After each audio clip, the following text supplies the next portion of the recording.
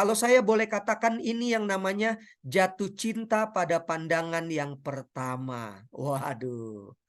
Oleh karena penyambutan ini, maka Yesus sering bermain dan tinggal di rumah mereka. Ketiga bersaudara ini sangat suka menerima tamu. Dan tamu agung itu, Yesus beserta murid-muridnya, sering datang ke rumah mereka. Ini yang namanya gayung bersambut, Bapak Ibu. Yesus datang ingin memberi berkat, orang yang diberi berkat menyambutnya. Maka mereka menjadi saling lebih mengasihi. Suasana tempat tinggal Maria, Marta, dan Lazarus di Betania adalah daerah yang sangat tentram dan jauh dari sifat kedengkian banyak orang. Yesus senang tinggal di rumah tangga seperti itu. Apakah rumah tangga Anda dan saya seperti rumah tempat tinggal Maria, Marta, dan Lazarus? Bapak Ibu, Yesus senang tinggal di rumah seperti itu. Yesus senang tinggal di hati seperti itu. Yesus memberkati keluarga yang demikian tanpa melalui perumpamaan. Maksudnya, ketika Yesus berbincang-bincang dengan ketiga bersaudara ini, Yesus tidak pernah menggunakan perumpamaan. Yesus selalu berbicara apa adanya. Kenapa? Karena mereka sudah saling mengenal satu sama lain. Mereka saling mengasihi satu sama lain. Ayat 42 mengatakan dengan tegas. Ini sehubungan dengan ketika Yesus sedang berbincang-bincang dengan mereka, maka Marta sibuk mempersiapkan makanan. Sementara Maria duduk manis di kaki Yesus mendengar cerita Yesus.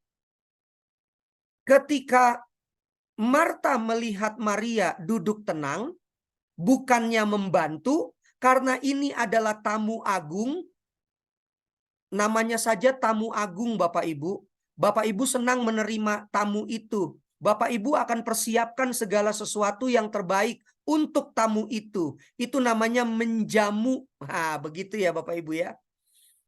Lalu Marta berkata, Tuhan, apakah kau biarkan aku sibuk seorang diri, sementara Maria duduk dengan tenang mendengarkan firman-Mu?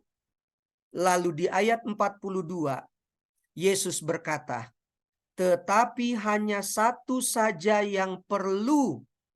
Apa itu? Maria telah memilih bagian yang terbaik yang tidak akan diambil daripadanya. Apa yang dimaksud oleh Yesus dengan kata satu saja yang perlu? Hanya satu, tidak dua. Satu hal yang Yesus maksudkan adalah agar Marta memiliki jiwa yang tenang dan penuh penyerahan serta kerinduan yang mendalam untuk masa mendatang. Artinya, Yesus mengharapkan agar Marta untuk sementara waktu tinggalkan dulu budaya ketimuran yang adalah kebaikan menjamu tamu itu. Tenang saja, jangan takut. Itu perlu, namun ada makanan yang lebih baik, yaitu firman Tuhan. Jadi Bapak Ibu, ketika Yesus menegur Marta, dalam konteks Yesus tidak melihat bahwa Marta salah dalam mempersiapkan makanan. Bagus, yang Marta lakukan baik. Tetapi buat Yesus, tenang Marta, soal makanan kita bisa buat sama-sama. Nanti setelah kamu mendengarkan firman, boleh. Maka inilah yang Yesus katakan, satu saja yang perlu. Maria sudah memilikinya. Dia sudah duduk di kakiku mendengar firman Tuhan. Jadi kamu Marta, duduklah bersama dengan Maria. Dengarkan firman Tuhan. Nanti setelah firman Tuhan kamu dengarkan, barulah bikin makanan. Tenang saja. Aku bukan siapa-siapa, kita sudah keluarga. Kira-kira begitu gaya bahasanya, Bapak Ibu. Kegiatan seperti memasak dan menyediakan makanan akan diberkati lebih limpah lagi setelah makanan rohani terlebih dahulu diterima dan mengisi kekosongan jiwa. Itulah sebabnya bila mana Bapak Ibu lagi ibadah, yang lain sedang ibadah, yang lain sedang bikin makanan, semua baik-baik saja. Tetapi yang terbaik adalah dengarkan dulu firman, setelah itu baru mari kita isi kampung tengah kita dengan makanan jasmani. Selanjutnya, kita melihat di ayat 3, kedua perempuan itu mengirim kabar kepada Yesus, "Tuhan, dia yang engkau kasihi sakit." Ada apa dengan ayat 3? Sehingga perkataan Tuhan, dia yang engkau kasihi sakit. Rupa-rupanya setelah Yesus meninggalkan rumah itu, Yesus pergi mengunjungi daerah yang lain tanpa disadari Lazarus sakit parah. Lazarus yang tadinya sehat sekarang dalam keadaan yang membutuhkan pertolongan. Catatan Alkitab dan catatan sejarah mengatakan, sementara Yesus jauh dari mereka dan dengan sengaja ketika dia mendengar laporan dari orang yang diutus oleh Maria dan Marta, kabar itu disampaikan kepada Yesus. Yesus tinggal 2 hari di tempatnya. Kata di tempatnya tidak diberitahu Bapak Ibu. Saya sudah coba cari di mana tempat itu. Tapi yang pasti daerah itu 2 hari perjalanan dari Betania. Dan kabar itu didengar oleh Yesus. Ketika utusan itu menyampaikan perkataan Marta dan Maria, "Tuhan, dia yang engkau kasihi sakit." Ini adalah bahasa yang sudah paling memohon. Marta dan Maria mengharapkan ketika bahasa ini didengar oleh Yesus, Yesus langsung berangkat ke Betania. Tapi rupa-rupanya tidak demikian. Dia yang engkau kasihi sakit adalah bahasa realita dan bahasa memohon. Utusan yang disuruh itu datang kepada Marta dan Maria dengan membawa 2 kabar. Kabar yang pertama adalah kabar baik. Kabar baiknya, Yesus sudah mendengar pesan itu. Tapi kabar buruknya, Yesus tidak datang bersama dengan utusan itu. Bapak Ibu, Yesus hanya memberi pesan kepada utusan itu dengan perkataan, penyakit itu tidak akan membawa kematian, tetapi akan menyatakan kemuliaan Allah. Sebab oleh penyakit itu, anak Allah akan dimuliakan. Perkataan Yesus menjadi menarik perhatian. Kenapa?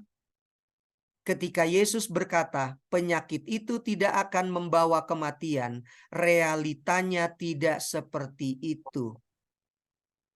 Beberapa waktu kemudian, Lazarus mati. Apakah Yesus salah? Apakah Yesus tidak benar? Apakah Yesus bukan Tuhan? Realitanya, Lazarus mati. Bapak Ibu, kata kematian yang dimaksud adalah bukan kematian kekal. Tetapi yang Yesus maksudkan dengan kematian adalah tidur. seperti orang tidur yang sewaktu-waktu bisa bangun dari tidurnya. Inilah pesan yang disampaikan Yesus kepada utusan itu. Tetapi utusan itu kan tidak mengerti apa makna kematian yang Yesus sampaikan. Sehingga ketika pesan itu disampaikan kepada Marta dan Maria, mereka bertambah sedih. Bapak Ibu, ini ada hal yang menarik. Kenapa? Ini saya dapatkan di catatan sejarah. Tidak ada di Alkitab. Bila mana kita melihat cerita tersebut, maka kita mendapati ada tenggang hari yang Yesus berikan. Alkitab mengatakan, Yesus 2 hari tinggal di tempatnya. Maka ada tenggang hari yang kita lihat Bapak Ibu. 1 tenggang hari 2 hari. Ada tenggang selama 2 hari. Yang harusnya pada waktu utusan menyampaikan kepada Yesus, Yesus langsung berangkat ke Betania. Tapi tidak. Yesus tinggal 2 hari di tempatnya. Lalu ada 1 tenggang waktu lagi yang menarik. Yaitu Yesus berangkat ke kubur Lazarus setelah Lazarus 4 hari berada di dalam kubur. Pada waktu saya membaca Yohanes 11 ini, saya betul-betul penasaran. Kenapa Yesus tidak datang pada hari ketika dia mendengar kabar itu? Kenapa harus menunggu 2 hari? Dan kenapa harus datang di hari yang keempat ke kubur Lazarus? Dan saya mendapati ceritanya Bapak Ibu. Kenapa Yesus harus 2 hari berada di tempat tinggalnya? Yang pertama, Yesus memberikan kesempatan kepada Maria dan Marta untuk tetap percaya di dalam kedukaan mereka.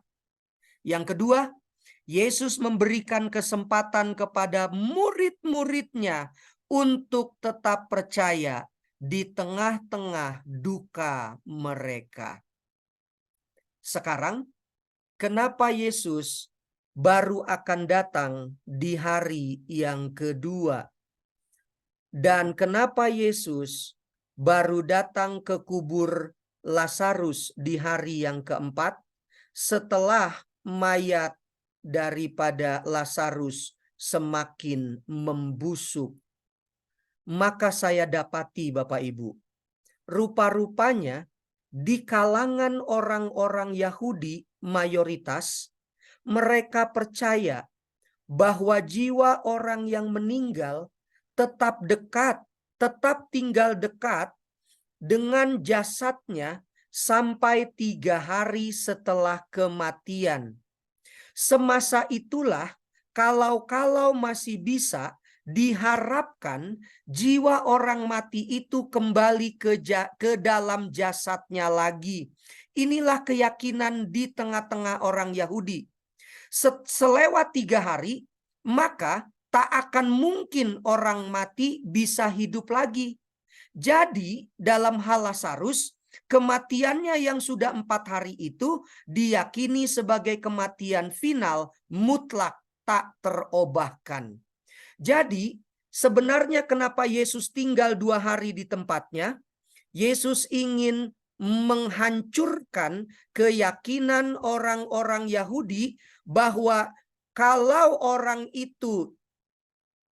yang meninggal itu tidak langsung dikubur, maka kemungkinan besar pada hari yang ketiga bisa saja ada kematian.